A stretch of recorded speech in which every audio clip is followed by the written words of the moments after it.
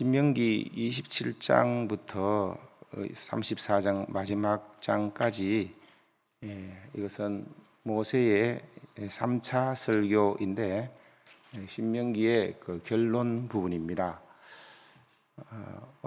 오늘 본문 27장에서는 요단을 건너 약속의 땅에 들어가서 우선적으로 행해야 할 일들을 하나님이 명령하신 것입니다.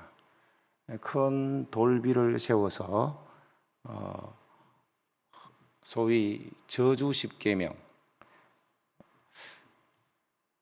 하는 그 율법의 모든 말씀을 그 위에 기록하고 에발산에 따듬지 않은 돌로 제단을 쌓고 이스라엘 12지파를 이제 축복과 저주를 하기 위하여 그리심산과 에발산에 12지파를 두 부류로 나누어서 6지파씩 그리심산과 에발산에 서게 했습니다. 그렇게 한 후에 오늘 본문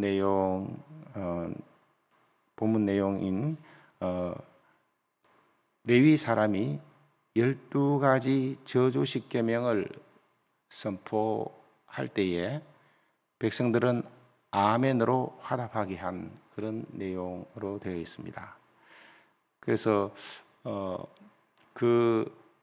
저주 십계명이라고 하는 이 이스라엘 백성들이 지켜야 할 내용, 그러니까 저주받을 12가지 항목들을 15절부터 26절까지 상세하게 그렇게 기록하고 이스라엘 백성들이 실행하도록 그것을 그 의지를 불러일으키기 세우는 그런 일들을 하게 합니다.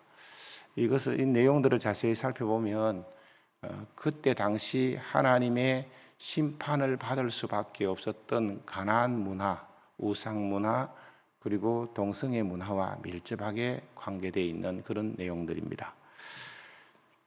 15절부터 26절까지 내용을 살펴보면 약속의 땅 가나안에서 지켜야 할 구체적 행동들을 이렇게 하나님이 그 목록들을 하나하나 이렇게 말씀하시면서 그것을 지키지 않을 때에 저주를 선포해서 저주라는 말이 12번이나 반복하면서 화답하도록 했습니다.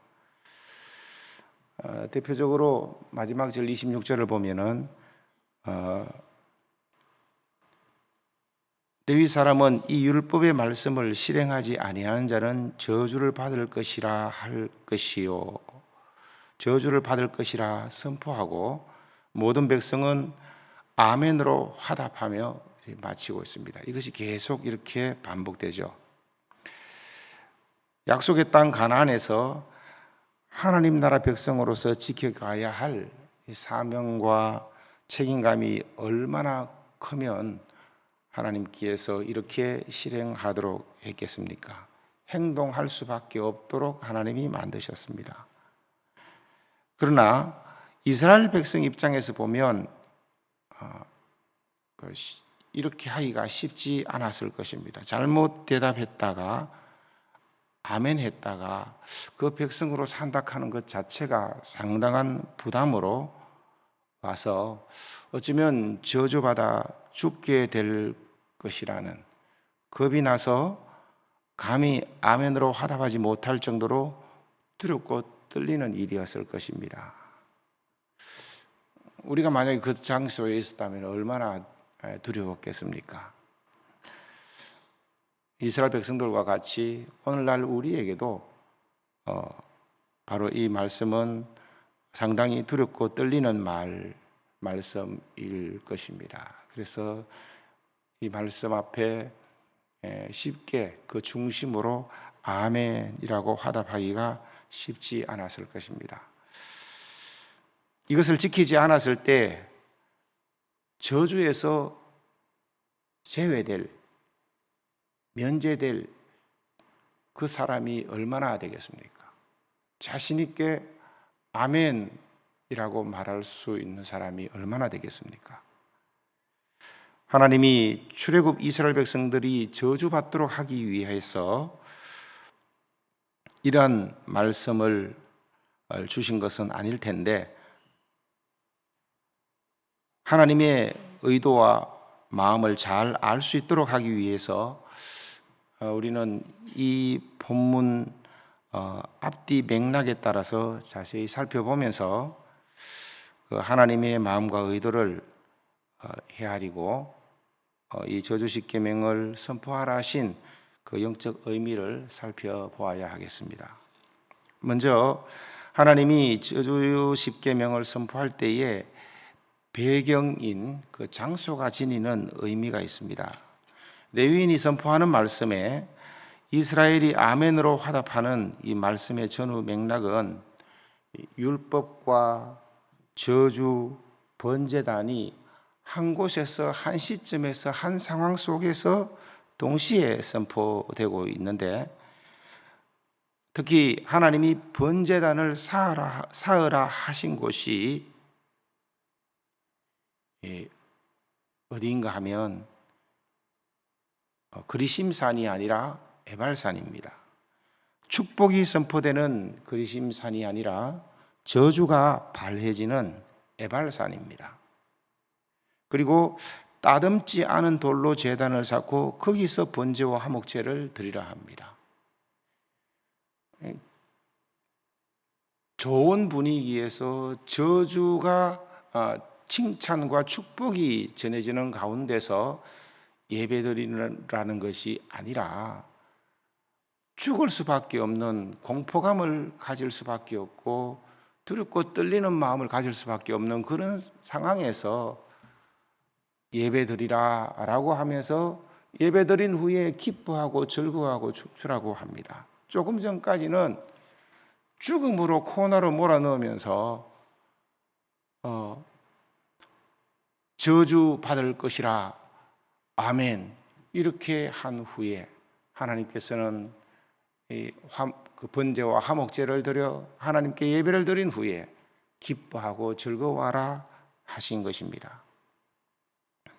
그래서 본문 5절 6절에 보면 또 거기서 앞에 말했던 바로 이 에발산, 저주가 발해진 이 에발산에 이 번제단이 있는 그곳에서 내 하나님 여호와를 위하여 제단 곧 돌단을 쌓되 그것에 쇠연장을 대지 말지니라. 너는 따듬지 않은 돌로 내 하나님 여호와의 제단을 쌓고, 출애굽에서 보면은 토단을 쌓으라고 합니다. 손대지 않은 그런 제단을 쌓고 그 위에 내 하나님 여호와께 번제를 드릴 것이며 라고 했습니다.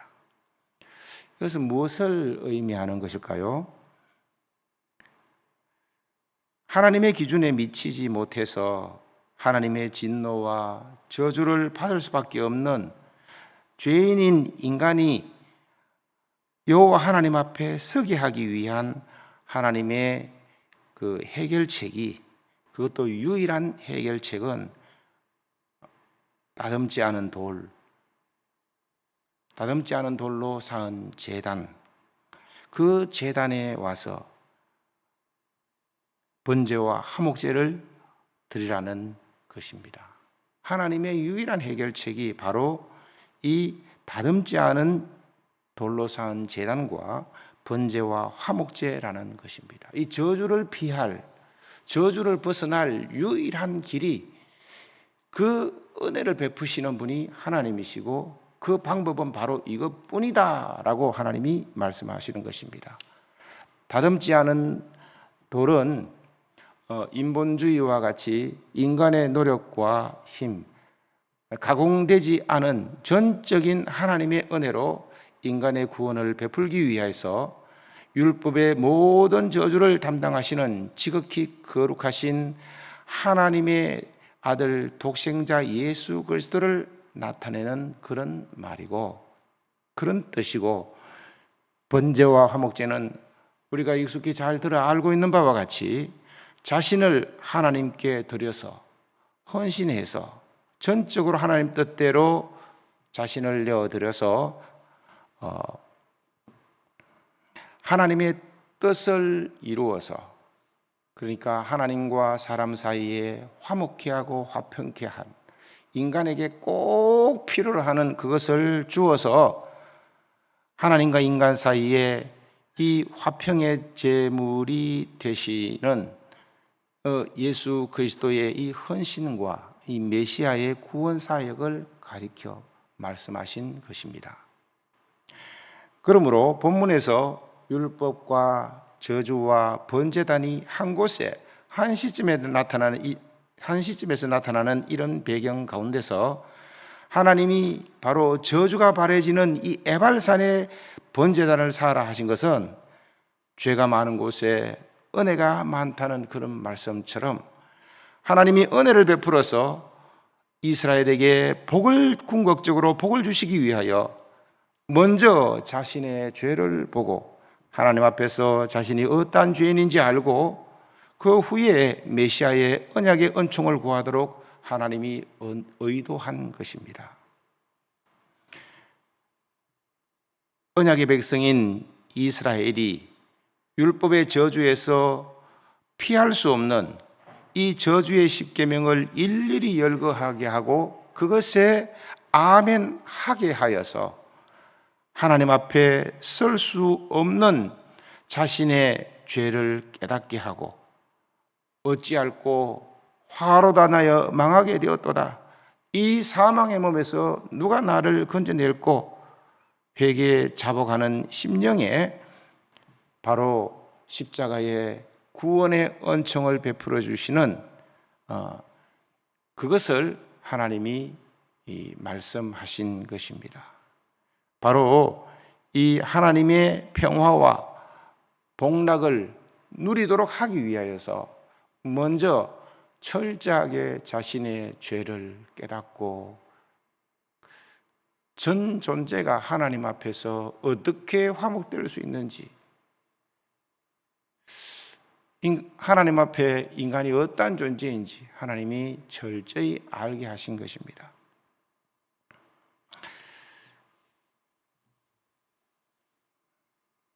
요한복음 9장 39절 말씀에 보면 예수님께서 이렇게 말씀하십니다. 내가 심판하러 이 세상에 왔으니 보지 못하는 자들은 보게 하고 보는 자들은 맹인되게 하려 함이라. 41절에 너희가 맹인이 되었더라면 죄가 없으려니와 본다고 하니 너희 죄가 그대로 있느니라. 오늘날 자신의 죄를 보지 못하고 자신의 들불을 보지 못하고 전 존재가 하나님 앞에서 이런 맹인과 같이 문둥병자와 같이 그런 존재인 집을 알지 못한 채 깨닫지 못한 채 하나님 앞에 서본 적이 없는 채 십자가의 그 구속의 은혜를 그냥 지식으로만 알고 있어서 그 존재가 하나님 앞에 어떠한 존재인지 알지 못한 새 그런 시대를 우리가 살아가고 있기 때문에 복음의 가치가 땅에 떨어지고 크리스찬의 모습들이 정말 버려진 소금처럼 그렇게 짓밟혀지는 것 아니겠습니까? 하나님은 우리에게 저주하기 위해서 그런 것이 아니라 궁극적으로 이 하나님과의 교통과 화목의 은혜를 베풀고 또 이어지는 28장의 이러한 엄청난 복락들을 우리에게 주시기 위하여서 먼저 자신의 죄를 철저하게 깨닫도록 하나님이 하신 것인 줄로 믿습니다. 말씀을 맺겠습니다. 제단을 에발산에 쌓으라 하신 그런 영적 의미는 우리가 바로 율법의 행위로는 저주밖에는 받을 것이 없다는 이 구약적 표현인 줄로 믿습니다. 갈라디아 3장 10절에 무릇 율법 행위에 속한 자들은 저주 아래에 있나니 기록된 바 누구든지 율법책에 기록된 대로 모든 일을 항상 행하지 아니하는 자는 저주 아래 있는 자라 하였음이라 하면서 율법 아래 가두어 두면서 우리가 십자가의 앞에 주님 앞에 나오도록 철저히 자신의 죄를 깨닫고 그래서 자신의 죽을 수밖에 없는 자신의 죄를 인식하고 하나님의 긍휼을 구하는 그 은혜를 구하는 은혜로 하나님 앞에 살아야 함을 하나님께서 가르쳐 주시기 위함입니다. 그리고 이렇게 저주를 받을 수밖에 없는 우리가 그리스도께서 우리를 위하여 저주를 받은 바 되사 율법의 저주에서 우리를 속량하셨다라고 갈라디아 3장 13절에 선포하고 있는데 바로 우리의 저주를 담당하신 예수 그리스도를 소개하면서 그리스도께서 우리 대신 대속의 제물이 되어주신 것을 우리에게 소개하는 것입니다. 오늘 본문 말씀 보면은 이런 배경 가운데서 선포하게 하신 후에 레위인들이 선포하고 백성들이 화답하게 하신 그런 문맥 속에서 특별한 아주 놀라운 말씀이 있죠. 7절 말씀 보면은 또 화목제를 드리고 거기에서 먹으며 내 하나님 여호와 앞에서 즐거워하라. 여러분 상식적으로 생각하면 저주를 받아 마땅한 자들이 하나님 앞에서 먹으며 즐거워하는 것이 어떻게 가능한 일입니까? 말이 안 되는 것이죠. 그런데 바로 이것이 가능하도록 죄사함의 은혜를 입고 저주에서 해방되어서 하나님 자녀가 되고 하나님 앞에서 영생 복락을 누리며 하나님의 은총을 정말로 귀하게 가치 있게 받들고 평생의 가슴에 간직하고 그 은혜로서 살고 하나님이 부으시는 그 힘으로 그 공급하시는 그 능력으로 살 수 있도록 우리에게 의도하신 것인 줄로 믿습니다. 우리가 바로 이런 예수님이 번제와 화목제를 드려서 하나님 앞에서 우리가 용납되게 하신 것처럼 오늘 우리도 예수 그리스도의 그 은총으로 말미암아 우리도 하나님께 드려진 이 헌신과 이 헌신을 뜻하는 번제와 또 교제를 의미하는 이런 화목제를 드리면서 여호와 앞에서 먹고 마시고 즐거워하는 삶을 살아갈 수 있는 것입니다. 우리의 구원이 언약의 성취로 이루어진 것인데 우리 대신 저주를 받으신 예수 그리스도의 구속으로 말미암아 베풀어 주신 하나님의 은혜를 늘 기억하면서 그 은혜를 힘입어서 이제도 하나님 앞에 나아가서 먹고 즐거워하며 하나님 앞에서 살아가는 복된 하루가 되어지기를 주님의 이름으로 축복합니다. 주님 가르치신 기도로 마치겠습니다.